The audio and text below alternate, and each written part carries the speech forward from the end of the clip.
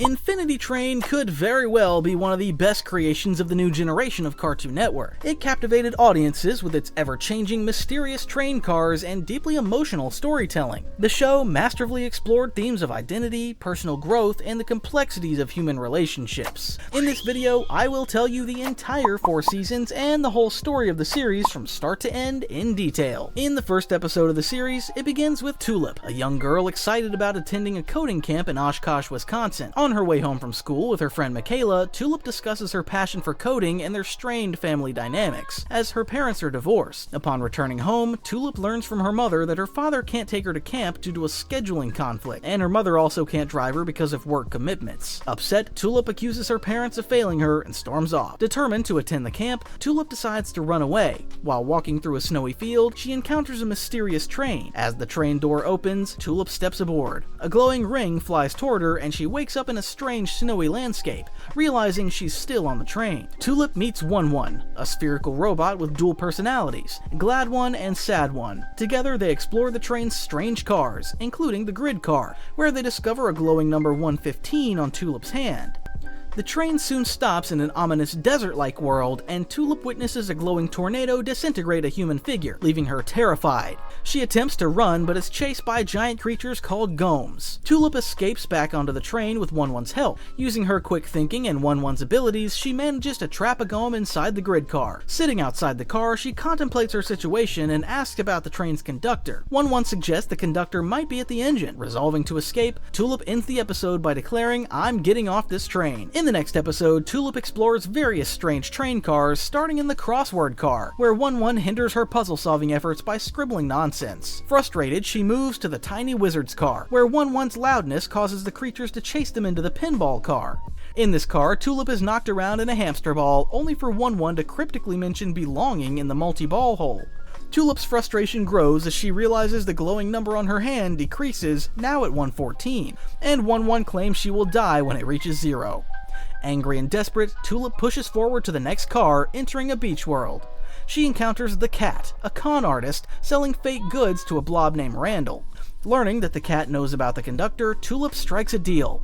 She will help repair the Cat's craft in exchange for assistance, but must give up One-One. After helping the Cat, Tulip leaves One-One behind and feels conflicted about abandoning her teammate. Randall's antics prompt her to realize she acted out of fear and made a mistake. Determined to make amends, she and Randall chase the Cat, ultimately retrieving One-One after crashing the Cat's craft. Tulip apologizes to One-One, recognizing him as a friend and teammate. One-One forgives her, acknowledging that she just needed time to realize her mistake. The episode ends with Tulip reaffirming her commitment to understanding the train and escaping it. In the next episode, a week after Tulip's number changed to 109, she becomes impatient and rushes through several train cars without stopping. She finally takes a break in Corginia, a kingdom of corgis ruled by King Atticus, who offers her a tour. Though hesitant, Tulip reluctantly agrees but soon resolves to move on. Atticus informs her that the next door is across a river, behind an unsolvable puzzle, and guarded by a mysterious monster that has been flooding the kingdom. Tulip agrees to help Atticus confront the monster, believing it might relate to her stagnant number. They discover the monster is a normal spider casting a shadow due to a glowing orb, which Atticus eats. However, this does not fix the floods or change Tulip's number. Tulip grows frustrated, but Atticus comforts her, pointing out her accomplishments in helping Corginia. They soon realize the real threat is a robotic tentacle creature called the Steward, which is stealing the orbs that power the car's environment.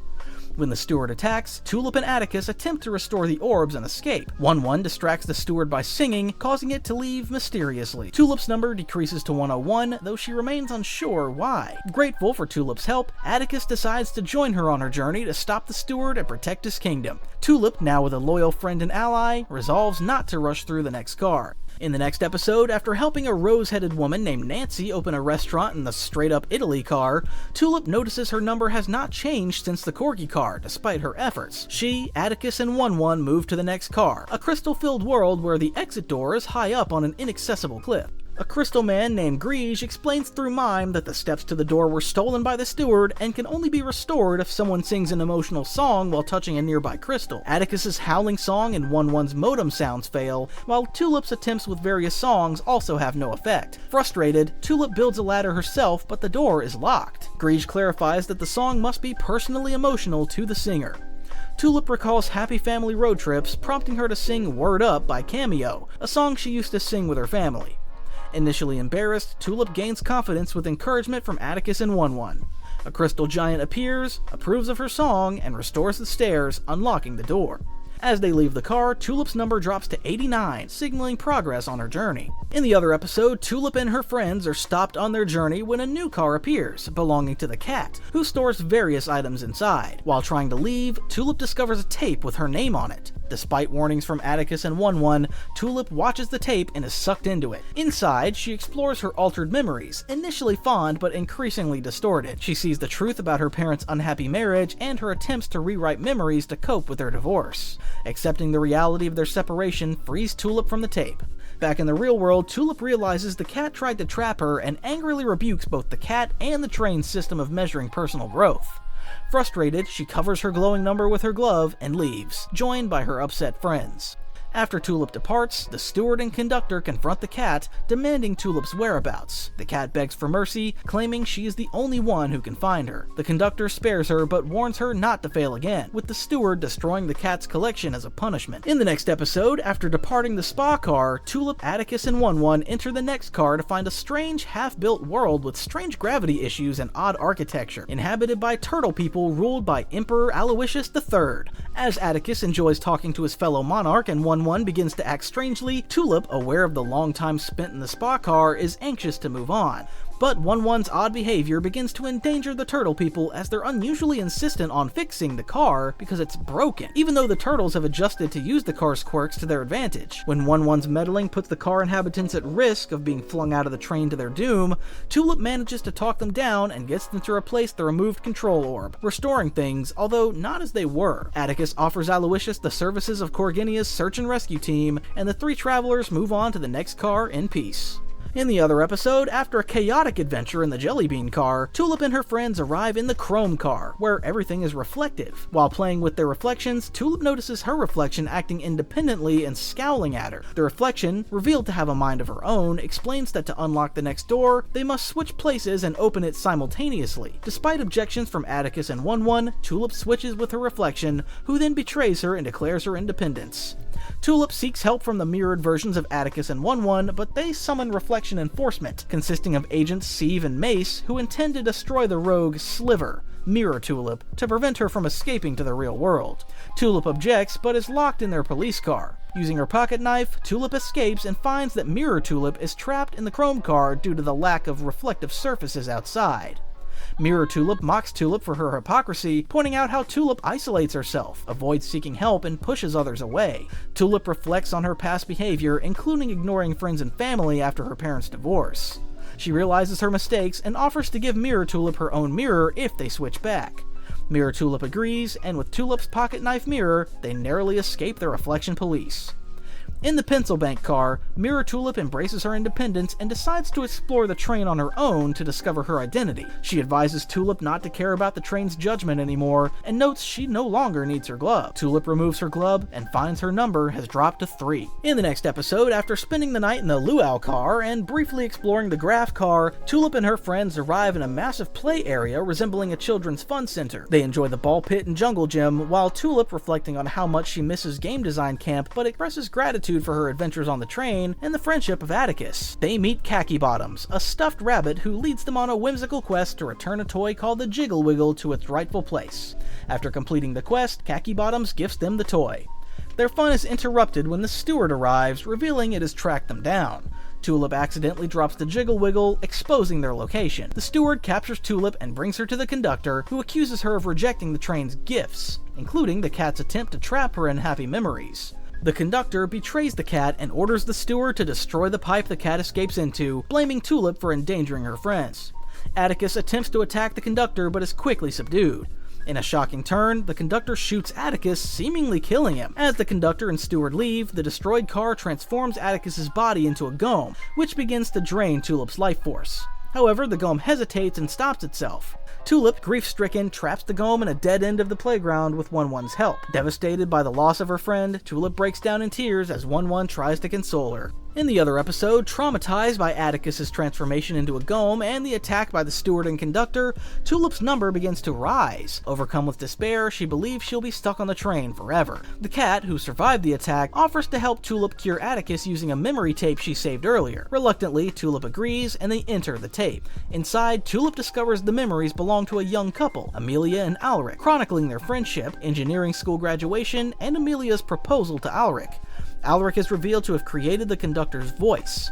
Tulip initially assumes Alric became the conductor after Amelia's death, but 1-1 helps them uncover the truth. Amelia, distraught over Alric's loss, took over the train as the conductor to escape her grief. The cat reveals that the engine's cannons, the same one Amelia used to transform Atticus, can also reverse the transformation.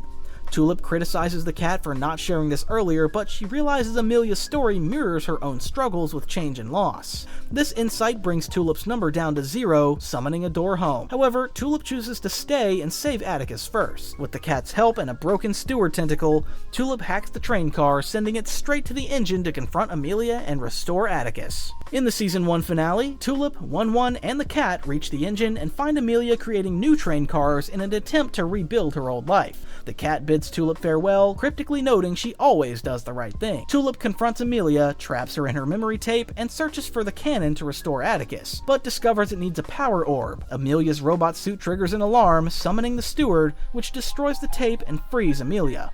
Amelia threatens to manipulate Tulip's number and send her exit car away, but Tulip refuses to leave without saving Atticus.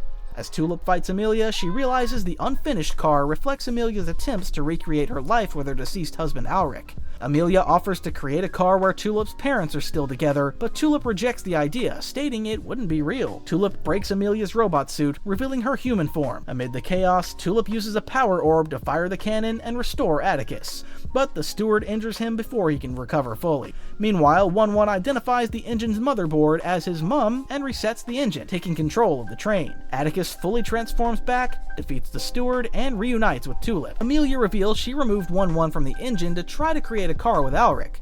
She admits her refusal to accept her loss has left her trapped on the train with a number so high it covers her entire body. Tulip advises her to embrace change to work toward her own exit. 1-1 restores order to the train, summons Tulip's exit door, and bids her farewell. Tulip says emotional goodbyes to Atticus and 1-1, wishing Amelia luck before returning home. 7 months later, Tulip's father takes her to camp. Her parents share a moment of understanding, and Tulip declares she's ready for anything. In the first episode of Season 2, after parting ways with Tulip, Mirror Tulip, now MT, adopts a grunge look and roams the Infinity Train, defacing reflective surfaces with black spray paint and removing wanted posters featuring her image. During a visit to a black market car, the Reflection police officers, Mace and Sieve, track her down. MT narrowly escapes into the next car, an autumnal forest. In the forest, she encounters a deer lying on the ground and hides behind it. When the Flex, Reflection police tools, appear, the deer turns itself and MT invisible, helping her evade capture. Though MT initially tries to leave the deer behind, it insists on following her, and they spend a few days together, during which MT begins to bond with it. One morning, MT wakes to find the deer missing and discovers it with another passenger, Jesse, leading to an argument over whose deer it is. They bicker about the magical powers the deer has and what it should be named. Jesse calls it Alan Dracula, while MT insists the deer should name itself. Their argument is interrupted when Alan Dracula suddenly falls into a deep chasm, leaving them horrified. In the next episode, MT and Jesse climb down through the hole Alan Dracula fell through and discover that they are atop a giant tree. The tree is composed of branches that have living alcoves to family members of the Gillicuddy and the Trumbleshanks families who despise one another, but are forced to share the tree due to one of their members marrying one another. MT wants to reach the bottom to find Alan, while Jesse wants to make peace with the families. However, his obsession with conceding the points of both sides only leads to more conflict between the families. They realize that the more they argue, the more the tree encompasses them and turns Jesse into wood. When they begin to compliment one another, the tree leaves them alone and they reach the bottom, where Alan climbs the tree up with suction cups feet. With no other option, MT decides to bring Jesse with her and get his number down from 32, only to learn his starting number was actually 31, much to her chagrin. In the next episode, MT and Jesse enter a map car, where they're greeted by a wind person named Marcel. He has them put together a map so that the world can expand. MT half-heartedly helps Jesse by ordering him to discover something emotional about himself, but in following her directions, his number somehow goes up to 33. Eventually, Jesse reveals that he's on the swim team at school and that he has never had the chance to decide for himself, resulting in his number going down to 31. They realize that Marcel is keeping them in the car, and Jesse realizes that he can alter the map on his own. He creates an exit which results in the world transforming into a pastel painting and Marcel dissipating. Jesse's number goes down to 29 as he, MT, and Alan Dracula relax. However, the river, which was previously non-reflective, creates a reflection and the reflection police show up to capture MT. In the other episode, MT and Jesse escape into the next car, a blank white cube room with a talking toad that must be kicked in order for the doors to open. Jesse learns from the reflection police outside that MT is a fugitive, causing conflict between the two. Because the toad asked them not to kick him, Jesse cannot kick the toad without his number going up to 34, forcing the group to stay inside overnight. Jesse looks at a video on his phone which reveals that he mistreated his younger brother Nate due to his friend's influence, and has since regretted it. Steve tries to convince Jesse to leave his phone till morning, allowing Mace and himself to jump through the phone's reflection and arrest MT, but MT takes the phone from Jesse and destroys it. After some prodding from Jesse, she reluctantly tells him about her origins as Tulip's reflection, and she wanted to live out her own life, but had escaped the Flex as they can show up in any reflective surface anywhere as long as MT looks at her reflection except on her body. As the Reflect try to break in, the Toad allows himself to be kicked by Alan and the group escape, grabbing the Toad and trapping the agents. The Toad thanks them for his freedom and leaves. They celebrate as Jesse's number goes down to 14. In the other episode, as MT and Jesse learn more about one another, they travel through the flower car, where Alan Dracula suddenly begins speaking. They realize that a parasite named Perry has hopped into his mouth and is controlling him. However, he claims that he's not harming Alan and helps them out by exiting the next car. They go through a runway car where they must show off on the runway, judged by the host Sachet, to get to the exit. They succeed, but Alan begins morphing through his powers quickly. The group enter a food pyramid car where MT and Jesse notice that Alan has gotten bigger. They realize that Alan is fighting Perry and is growing bigger as a result. MT gets a flower from the previous car, which Alan was allergic to, and Jesse gets Alan to sneeze Perry out. Jesse sees his number go down to 11 as he, MT, and Alan continue their journey and leave a desperate Perry behind. In the next episode, the group find themselves in a car with a giant lucky cat. Upon entering it, they find themselves at a carnival visited by other car passengers. They run into the cat, who tells them that they have to play for the exit and that only one person can leave once a month. However, if they get a combined score of 1,000 points, both MT and Jesse can leave. They play against a mysterious masked gamer and quickly learn that Jesse unfairly gets more points than MT due to being a passenger, while MT is not. Jesse reveals that he does not want to leave without MT, causing his number to go down to 4. They get distracted by Alan Dracula wanting the fake grass in a crane game and eventually trapping himself inside to eat it. Although the duo was able to get enough tickets first, once they retrieved Alan Dracula, they find that the gamer has taken this opportunity to get the door, who turns out to be a girl named Grace, who has a big number on her arm. She has several kids enter the car to ransack the place, and then invites Jesse and MT to hang out with her in the next car, to which they agree. In the next episode, Grace introduces Jesse and MT to her clan, the Apex, children who want to stay on the train and worship Amelia's takeover before 1-1 regained his place. Grace takes Jesse under her wing, and they visit the next car, while MT stays in the taken over mall car to look for Alan, who's been taken by the rest of the Apex. Grace tells Jesse that they consider MT a null, a person who does not have a number and therefore is a nobody. They convince him to act recklessly, which causes his number to slowly rise. MT rescues Alan from the rest of the Apex, but they decide to throw them off the train. Jesse arrives in time to rescue her, and Grace unleashes the Flex on them. Jesse's number goes down to 0, and the portal back home opens. However, MT cannot enter it, and despite his efforts to turn back, Jesse is forcibly sucked back home, leaving a distraught MT to be cornered. In the next episode, as MT mourns Jesse's departure from the train, Grace and Simon criticize him, Simon calling him weak, while Grace claims he was misled. The Flex launch a sudden attack, chasing MT and Alan Dracula onto the roof of the next car. MT manages to incapacitate Steve with her harpoon pack, but Mace corners her and cuffs himself to her. A shifting train car forces all three off the train and into the wasteland, leaving Mace severely injured as his lower body is bisected. Mace ties off his coat to stop his fluid from leaking and mocks MT, saying she should have accepted her role under mirror law, as he did when his prime died. Still shackled to Mace and unable to return to the train, MT attempts to escape through the wasteland but is dragged by the train's pull. A group of Goms emerges and attacks, but Alan Dracula uses his horns to create a protective shield for MT, and reluctantly includes Mace. Mace continues taunting her, questioning her purpose beyond being Jesse's companion, and suggesting the train may have orchestrated everything, including Tulip's entry into the Chrome car to free MT. He ridicules her for being nothing more than Jesse's reflection. Resolving to prove her individuality, MT declares she will earn her own number and escape the train on her terms. Using the train's pull and her harpoon pack, she escapes the golems and gets back onto the train. While trying to climb onto the roof to catch a passenger transportation pod, Mace makes a final attempt to kill her. In the struggle, MT slams him into the train's wheels, killing him. Recovering from the ordeal, MT and Alan Dracula wait on the roof for the next pod, determined to move forward. In the other episode, MT waits on top of a train car with Alan Dracula, planning to use a passenger transportation pod to reach a car where she can obtain a number. Reflecting on her journey, she realizes it wouldn't be fair to force Alan Dracula to leave with her, as this is her journey. When a pod arrives, she hijacks it, damaging it and scaring off the confused passenger with Alan Dracula's spider deer transformation. The damaged pod reroutes to the tape car, forcing MT to endure 1-1's train documentaries. At the tape car, MT observes porters sorting new passengers but is ignored due to her status as a denizen. Following strings of tape, she discovers the passenger farm where passengers' memories are extracted and turned into memory tapes. Accidentally sucked into the extraction process, she becomes separated from Alan Dracula.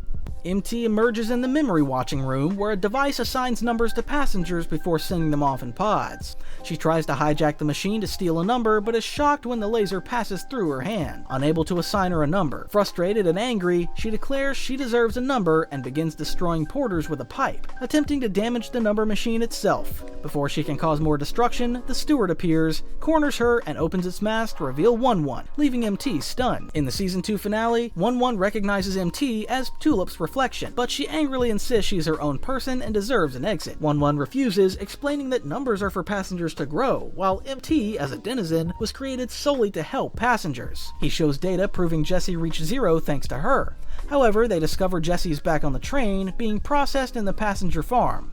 MT reunites with Alan Dracula, and they bring Jesse to the memory watching machine, where a new memory tape reveals Jesse's guilt for leaving MT behind. After exiting the train, Jesse reunited with his brother Nate, apologized, and explained his experiences.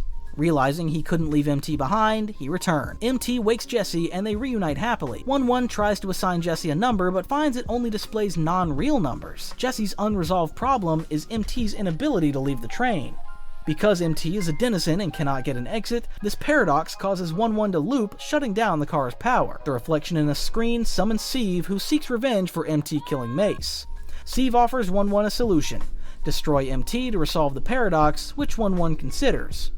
After temporarily fighting off Steve, MT notices Jesse's number reflected in a screen.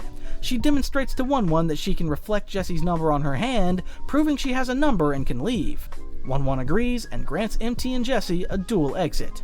As they escape, Steve grabs MT, leaving her stuck between the train and the real world. MT summons Alan Dracula by tearing grass from the ground.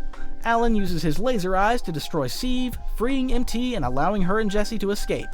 Having fulfilled his role, Alan's feet turn into rockets, and with 1-1's help, he flies back to his home car. In the human world, MT and Jesse are amazed at their success. Nate arrives, surprised that the Chrome Girl is real. While trying to introduce herself, MT struggles with a name, brushing off Jesse's suggestion as Dracula 2. Seeing her reflection in a nearby lake, she decides to name herself Lake. In the first episode of Season 3, as the Apex go about their business in the mall car, Grace and Simon prepare to lead them on a raid of a musical car, where a musical is being put on by the denizens. The Apex trashes the stage and attack the denizens of the car before taking a bow to open the door. Back at headquarters, various members of the Apex show their offerings to Grace and Simon, with Grace praising each member and their gift, even when they give her something she does not like. One girl, Lucy, brings in one of the terrified stage light people from the musical car, which Grace tells her to wheel. When Lucy asks if she can keep it for herself, Grace reminds her of their policy on denizens.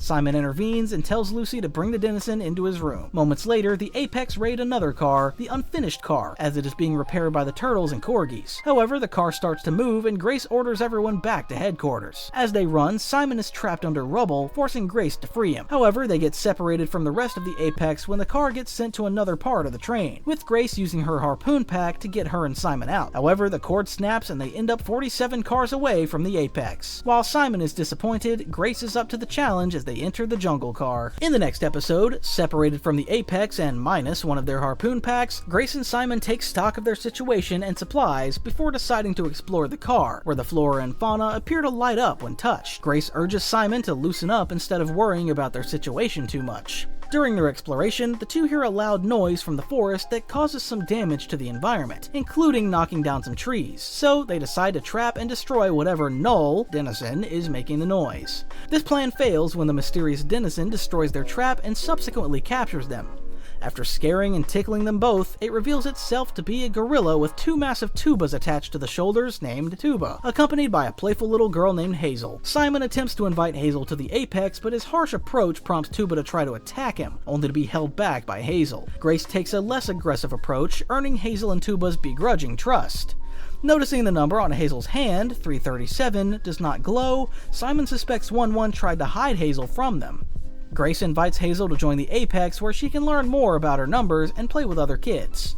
Hazel excitedly agrees, but expresses reluctance when Grace and Simon claim Tuba cannot come with them. Realizing Tuba is too much of a threat at the moment, Grace claims that Tuba can join them while privately telling Simon they will ditch her before they reach the car. Tuba reluctantly agrees to join Hazel while giving Grace and Simon a suspicious glare before they prepare to head on their journey. In the other episode, the gang travels through an ocean car, where Grace and Simon watch uneasily as Hazel plays with Tuba, whom they plot to eventually get rid of. They once again make a plea to Hazel to join the Apex, claiming the train was taken over by an evil robot named 11 instead of the real conductor, a man with a big black helmet that had a red wave on it with the highest number on the train. They claim 11 is trying to get rid of all the humans on the train and that kids have been disappearing since he took over, unaware this is the intended purpose of the train. Grace, pointing out she has the highest number, emphasizes that she makes sure everyone's number stays high, and tells Hazel she can join if she proves she's very special and brave. While traveling between cars, Tuba and Hazel sing a song that Tuba used to sing to her kids, though Tuba admits she cannot go back to them for unstated reasons. They arrive in the debutante ball car, which appears to be a massive ballroom populated by fancy octopus people. Sentient Chandelier criticizes their appearance and explains they can only exit the car once they've entered society. He transforms into his more human-like form and escorts them to the cotillion room, where they're trapped until they learn the special waltz. Simon looks for a way out of the car through the vents, while Grace stays with Hazel to learn the dance. While learning the ballroom dance using the steps on the floor, Grace learns more about Hazel, who claims to have learned how to dance from classes, but expresses confusion and fear at Grace's inquiries about her parents. Choosing a different approach, Grace explains she took dance lessons as a child, while admitting she never took classes with other kids because her parents told her she needed to learn solo. One time, the instructor put her in a group recital, but her parents did not attend and the other girls in the class did not know her, so she was not invited out for ice cream afterward. Simon returns, reporting there's only a black void outside the building. Grace suggests they just learn the dance, so she and Simon partner up. The group learns the dance and is given their debut at the ballroom, where they receive applause and compliments from the octopus people. The door is open for them, and Grace compliments Hazel for her bravery, formally inducting her into the Apex by drawing a red wave on her face. Hazel requests Tuba receive one as well, but is turned down by Simon and backed by Grace's lack of response. After they exit the car, Simon asks Hazel to teach him Tuba's song. As Hazel starts to teach Simon the lyrics, Grace shares a suspicious glance with Tuba and fails to notice her number starting to go down. In the next episode, the group travels through a snow-covered car, where Tuba and Hazel enjoy playing in the snow. Simon suggests a snowball fight to keep warm. During the game, Grace notices her number decreasing, especially while laughing with Hazel. A sudden blizzard forces them to take shelter in a nearby cabin, where they encounter the cat, who's vacationing with Randall and Frank. Initially confrontational with Grace, the cat softens up, recognizing Simon, and allows them to stay.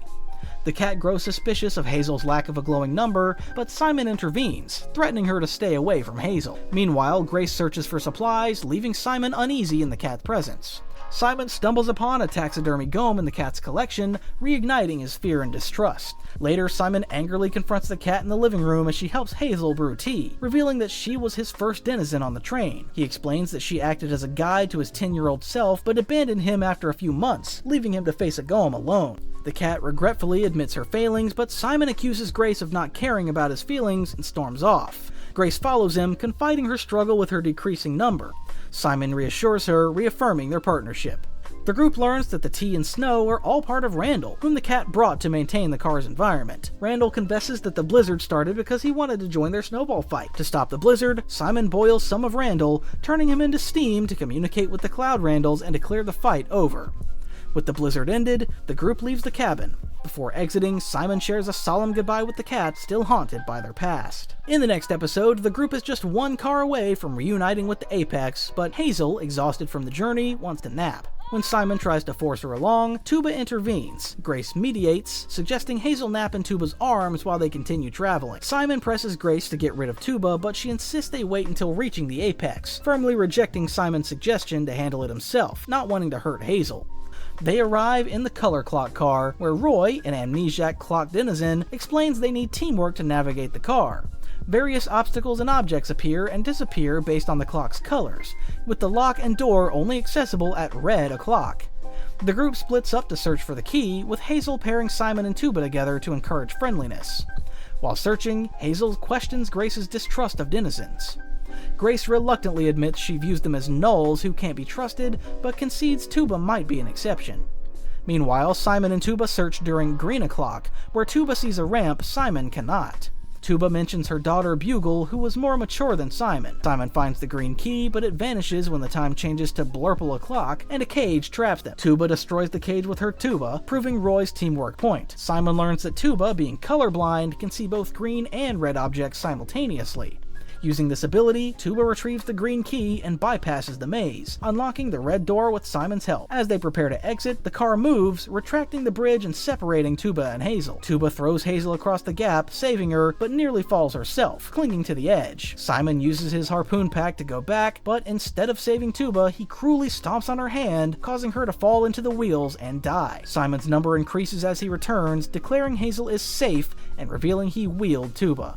Hazel is heartbroken and runs off, while an angered Grace follows her, despite Simon's belief she would support his decision. Outside the car, Grace tries to comfort Hazel, but is horrified as Hazel begins transforming into a turtle-like creature, revealing her true nature. In the other episode, Grace calms down Hazel after she panics from her sudden transformation. Realizing Simon will not react well to learning of Hazel's identity, and that the transformation is linked to Hazel's emotional state, Grace convinces Hazel to remain calm to prevent her from transforming again, and that they'll keep it a secret from him. Re-entering the car, Grace takes a moment to pull rank on Simon for disobeying her orders before they continue. They soon make it to the next door, but Hazel requests a moment to hold a funeral for Tuba. Simon refuses as there's no body for them to bury, but Grace convinces him to let it happen by claiming it would not be good to have Hazel meet the Apex while still mourning a denizen. They look for a spot to leave a glowing rock from the jungle car that Hazel will use at Tuba's proxy, and pass some of the friendly camping denizens in the car on the way.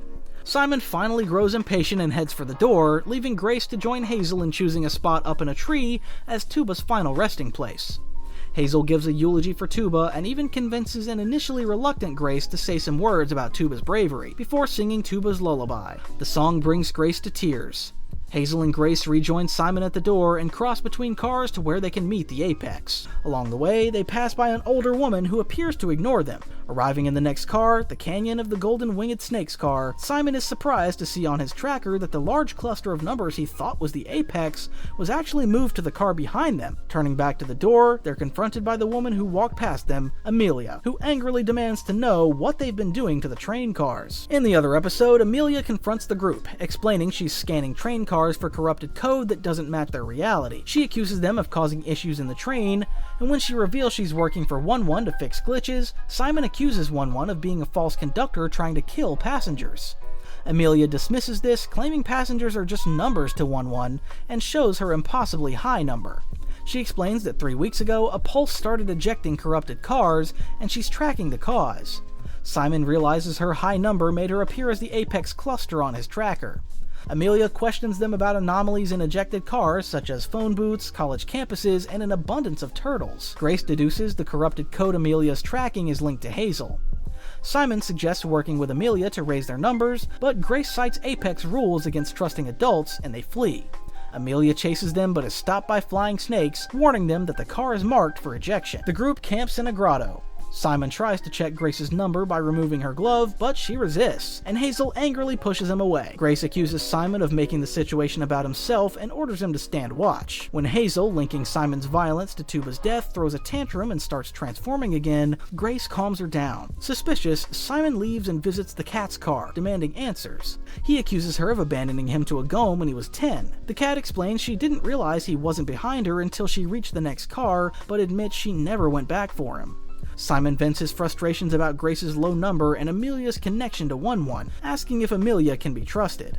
The cat warns that Amelia is dangerous and insists Grace's number decreasing is normal, but Simon refuses to believe it, claiming Grace is acting out of character. The cat reluctantly gives Simon a device that can view a person's memories and trap them inside. She warns him that viewing the memories of loved ones isn't always the right thing to do, but Simon dismisses her advice, insisting he knows what he's doing. After he leaves, the cat mutters that he has no idea. In the other episode, Grace and Hazel wake to find a flying snake attacking them, but Amelia saves them and offers eggs for breakfast. During the meal, Grace notices Amelia's number decrease, which Amelia dismisses as unimportant. Hazel comments that Amelia makes the best pancakes, surprising Amelia, who wonders how Hazel knows this. Hazel hugs Amelia, who brushes it off. The group reunites with Simon, who warns that Amelia is dangerous. When Simon attempts to attack her, Amelia deflects him with a sound shield, which Simon notices bears the same sine wave symbol as the apex. Upon seeing their symbols on their faces, Amelia realizes the connection and reveals herself as the conductor using her voice changer, much to their shock. She explains she doesn't remember Grace, but recognizes her from the apex's story about the real conductor. They move to the next car, a canyon where they must wait for hey, ho, and whoa rocks to fill the gap.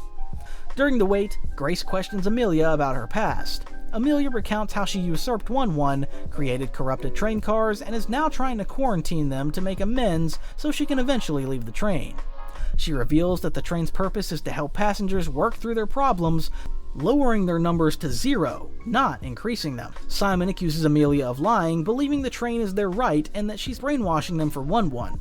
When Grace points out Amelia was the false conductor, Simon insists Amelia has lost her way. Amelia laughs, calling Simon a child for refusing to consider he might be wrong. Enraged, Simon attacks her, but her sound shield blocks him. She warns she will put him down at the count of 3. The fight panics Hazel, who transforms into her turtle form, shocking everyone. Amelia realizes Hazel is one of her creations and identifies her number, 337, as the same number Amelia had when she boarded the train. She explains Hazel is part of a failed attempt to recreate Alric and declares Hazel's presence makes any car she's in at risk of being ejected. Simon suggests leaving Hazel with Amelia, but Grace, though calling Hazel a null to appease Simon, insists they camp in the car overnight. During the night, Simon uses the device the cat gave him to extract Grace's memories. He discovers Grace promised Hazel they wouldn't reveal her status as a denizen to him, causing Simon to break down in tears. In the next episode, the next morning, Grace wakes up and tentatively joins Simon, Hazel, and Amelia for breakfast. Still maintaining the facade that she did not know Hazel was a denizen, she suggests to Amelia that Hazel remain with the Apex as a member. However, Hazel refuses, deciding that she no longer feels safe with both Simon and Grace, and firmly agrees to go with Amelia. The group separate at the car's divide, with Hazel and Amelia remaining as the pulse hits the car, sending them to another part of the train, leaving a disinterested Simon and a sobbing Grace behind. In the origami car, Grace continues to cry over losing Hazel, while Simon expresses glee that things are back to normal, crushing the paper denizens as he goes along. Grace finally lashes out at him for not caring about Hazel, only for Simon to raise the device the cat gave him and trapping Grace in her memory tape. Grace finds herself in her childhood, reliving her humiliating dance recital where her parents never showed up, and arriving at the ice cream parlor to find she was not invited to join the other dancers. As revenge, she manipulated them by revealing embarrassing gossip. She also witnesses memories of her parents neglecting her and handing her off to various babysitters. This culminated in her getting caught for shoplifting at a store as a way to be noticed by her parents, only for them to deny she was even capable of stealing. Shortly after this, the Infinity train arrived and she boarded it. Simon, who's also in the tape, tells Grace that the train knew she was wasted in the real world and would be respected on the train. Grace then witnesses her memory of the pumpkin car where she was nearly attacked by the steward, only to be saved by the conductor/Amelia, whom she remembers as a black mass. Realizing this memory is incorrect, Grace remembers the conductor's true, smaller robotic form. However, Simon rejects this memory as it doesn't fit the perfect image of the conductor he was led to believe, and accuses Grace of using Amelia's lies to trick him. They then witness the memory of Grace saving Simon from a gome after the cat accidentally left him behind. After introducing themselves to each other, Simon asked why Grace had a higher number than him. Grace came up with a lie that it was because she was really good at the train. The pair grew up together on the train while spreading their beliefs about the train to other children they encountered. Simon then shows Grace the memory of her telling Hazel they will hide her true identity from him, and refuses to listen as she tries to explain herself. He, now with his number reaching his neck, tells her she betrayed the Apex and him before leaving her trapped in the memory tape and going back to the mall car without her. In the Season 3 finale, while Grace is trapped in her memory tape, the extraction bots left by Simon activate and extract more memories, including Hazel leaving her. A memory of Hazel verbally attacks Grace, accusing her of inspiring Simon to wheel denizens and failing to defend Hazel when her true identity was revealed. Grace's mental image of herself confronts her, forcing her to admit that everything she believed about the train was wrong. Tearfully, Grace acknowledges her fear of being wrong and her actions stemming from a desire to avoid being alone, despite ending up that way. With this realization, her number decreases, and she apologizes to her memory of Hazel before being thrust back into the real world. Grace stops the bots and notices Simon's trail of destruction in the origami car. She repairs the damaged origami birds, who show gratitude, and removes the Apex symbol from her face. In the mall car, Grace finds the Apex under Simon's leadership, who labels her a void and orders her to be wheeled. Despite her protests, Simon dismisses her claims that their beliefs are wrong, and their encounter with the conductor proved the Apex's philosophy flawed. Grace breaks free and tries to reason with Simon, explaining her actions to protect Hazel and why they need to change. Simon, refusing to consider change, engages her in a vicious fight on the bridge between cars, determined to knock her into the train wheels. During the fight, a golem arrives, attacking Grace and draining her life force. She manages to knock away one of Simon's gravity boots, leaving him precariously balanced. Despite this, Grace pulls him back onto the bridge, but Simon uses the moment to kick her off the train. To the Apex's shock, Grace is saved by the origami birds, who carry her back. Meanwhile, the golem attacks Simon, draining his life force as he crumbles to dust, his number fully covering his body. Grace watches in horror as the golem explodes, leaving no trace of Simon. In the aftermath, a mourning Grace tells the Apex they can no longer ignore the truth of the train. She dissolves the Apex and encourages the children to find their own understanding of themselves. Watching her number decrease to 501, Grace smiles hopefully as she sees the children's numbers begin to go down, looking toward an uncertain but hopeful future. In the first episode of Season 4, Ryan Akagi and Mingi Park are friends since birth. As children, they both held a strong interest in music, but while Ryan has been more welcoming to the idea of becoming a rock star, Mingi has grown hesitant to the idea. Nevertheless, they make plans so that once they graduate high school, they will tour all of Canada until eventually they get to play in New York City. As their group, Chicken Choice Judy, is about to perform for a high school competition, Ryan informs Mingi that he secured his dad's Dodge Street van so that they can tour. Mingi backs out at the last minute, and Ryan begins touring the small crowds and gatherings while Mingi stays home and begins working at a diner. Both their lives become unfulfilling until Ryan returns to see Mingi and demands that he come as he secured a spot in New York City. He steals his keys and they get on a train before getting sucked onto the Infinity Train. Their lives are viewed by a younger Amelia and One, with the latter explaining the rules of the train to the former. Ryan and Mingi are sent away. In the next episode, Ryan and Mingi awaken in a car that resembles an Arctic setting with the numbers 202 on their hands. They meet Kez, a floating service bell, who poorly attempts to tell them where they are. She's being pursued by the inhabitants of the car for some unspecified reason. Kez shows the boys a thermostat-like device that changes the era of the car from a lava-like setting to a jungle setting and an apocalyptic desert setting. The pursuers change with the era and continue to attack them. Ryan and Mingi fight over the device until they settle on a futuristic city. The pursuers reveal to resemble regular aliens who are angry that Kez broke a vending machine. They put the device back on it before the door is able to open. The aliens, still upset, chase them, but Kez messes with the device again as they escape. Kez is confused by Ryan and Mingi's relationship and she offers to take them to her place. They enter the next car, the Old West car, and are immediately confronted by insect cowboys who refer to Kez as Cactus Kez. In the next episode, Kez distracts the insects as she, Ryan, and Mingi escape into the town. They go into a tea saloon that is run by Samantha Cat. As Ryan flirts with her, Samantha is intrigued to discover that not only did Ryan and Mingi get on the train together, but that their numbers are synced together and saves them from their pursuers. However, she sells them out when she's offered a bounty. In prison, Kez leaves on her own accord while Ryan and Mingi unlock the jail cell, but they're caught and immediately brought to court. Judge Morpho, who was their caterpillar pursuer and transforms into a butterfly to preside over the proceedings, immediately declares them guilty for aiding Kez, who defiled a copy of their law. Ryan and Mingi are brought to a bug zapper, but they distract everyone with a fake Kez while Morpho gets zapped. Ryan and Mingi meet up with Kez and Samantha and have a laugh, causing their numbers to go down to 180. As Morpho vows revenge, the aliens from the previous car arrive, asking for Kez's whereabouts. In the other episode, the group end up in a car that resembles a giant kitchen with floating objects. Kez, having done something terrible in the car, wears a chef's hat and calls herself Lorraine. They encounter a giant pig baby and a small ceramic cow with a French accent who tells them they need to cook something for Pig Baby. Ryan and Mingi only have a single cookbook with weird dishes to go by and make one dish after another, but with no luck. They run out of butter and Kez reveals that she accidentally microwaved a lot of butter, resulting in her expulsion. They use the leftover from the microwave and make perfect brownies. The numbers go down to 172, with Mingi believing that the numbers are meant for Ryan. This results in both their numbers going back up to 202. They serve the brownies, but the cow insists they stay. They see the doors in Pig Baby's mouth and reveal Kez, causing him to cry. They escape through the door and continue their journey with Mingi, wrongly believing that he will help Ryan learn a lesson rather than him. In the other episode, Mingi continues to mock and belittle Ryan so that he can learn a lesson. They end up in the Astro Q car, which resembles a moon base with a club and various orange astronauts waiting in a line so long that it goes through portals. The bouncer, also a large astronaut, takes whomever is in front of the line and crushes them into a cube.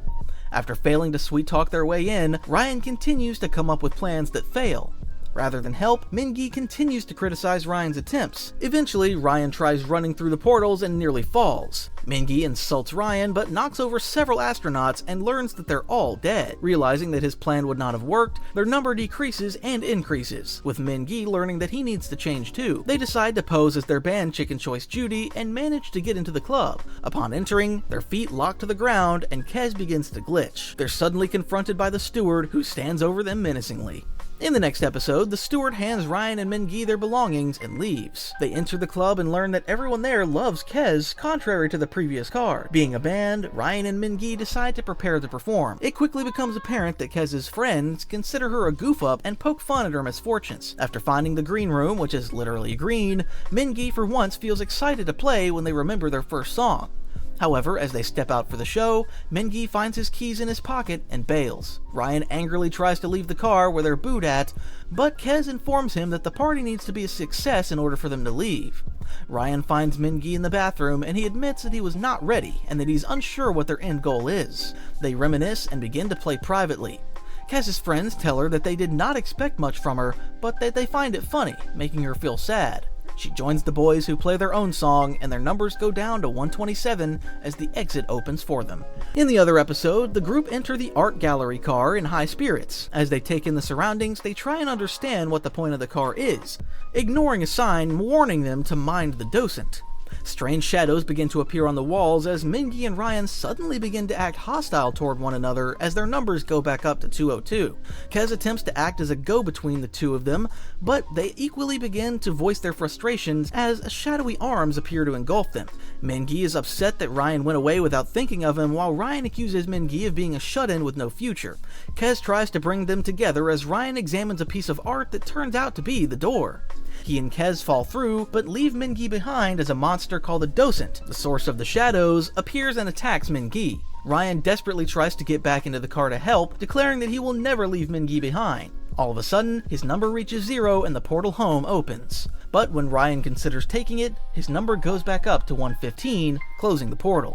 Mingi finally manages to find the exit and upon escaping accuses Ryan of leaving him again. In the next episode, continuing on from the events of the previous episode, Mingi angrily accuses Ryan of leaving him to die, while Ryan tries to explain he skipped an opportunity to leave, but is unable to explain that a door opened for him. Kez tries to lighten the mood by bringing them to her house in the next car, where they can meet Morgan. Kez's home appears to be a castle located at the center of the car, which is surrounded by a giant maze that is apparently new to the car. As they travel through the car, the two friends argue over who has the better life, with Mingi arguing that Ryan is making something of his life while he's stuck living with his parents working a terrible job, while Ryan points out his solo career is unsuccessful and unfulfilling without Mingi. Mingi admits he still does not completely trust Ryan, especially after he went through the door first in the last car. The journey through the maze is interrupted by the arrival of the Parka denizens, Judge Morpho, Cow Creamer, Pig Baby, now Pig Toddler thanks to the aerostat, and Nigel, the bouncer from the Astro Q car, who are out for revenge on Kez. The denizens tear through the maze, destroying it as they go while chasing Ryan, Mingy, and Kez. The trio manage to evade and outsmart them and get into the castle, while the denizens end up attacking each other in the mayhem. Kez introduces Ryan and Mingy to Morgan, whom they don't seem to see. That is, until the very castle they're in starts talking. In the next episode, as it turns out, Kez's roommate Morgan is the castle, while the man in the photo Kez showed Ryan and Mingy is a former passenger named Jeremy. As it turns out, Kez has brought Ryan and Mingy to Morgan to replace Jeremy. Morgan is upset at Kez for causing him to leave the train. Morgan forces Ryan and Mingy into Jeremy's former room and throws his former belongings at them. The pair point out Kez refuses to think about how others will react to her actions and runs away without ever apologizing for her wrongdoings. Ryan makes Kez leave. The pair wonder what happened to Jeremy and how Kez was involved. Reading Jeremy's diary, they learn he was on the train for 5 years and that several other passengers also lived with him, Kez, and Morgan, only to get their exits over the years, which took their toll on Morgan. In his last entry, Jeremy alluded to Kez saying something that alarmed him. Ryan and Mingy question Kez, who admits she and Jeremy had a conversation about a car crash he was in, which he survived but his mother and sister were killed. Kez has told him that it wasn't his fault and that he was emotionally still at the moment of the car crash. His realization that he was simply running away from the accident caused his number to go to 0 and he ended up getting sent back home, which greatly upset Morgan. Mingy and Ryan point out that Kez wasn't wrong for helping Jeremy since that is what is supposed to happen on the train. Just as they tell her she needs to get better at taking responsibility for her actions, the train begins to shudder. A steward comes crashing into the castle, apparently controlled by Amelia, who awkwardly declares the passengers on the train are now on their own, before removing Ryan and Mingy's boots. The steward flies out of the castle and explodes in the night, while Ryan and Mingy's numbers reset, only to once again settle at 202. Frustrated that nothing has changed, Ryan wanders off onto another part of the castle despite Mingy's pleas for him to stay. In the series finale, as the various denizens regather on a hill outside Morgan, Mingy tries to cheer up Ryan, who has all but given up hope of leaving the train after learning that Jeremy was on the train for 5 years. Ryan admits he got an exit outside the art gallery car, but the train took it away when he considered using it.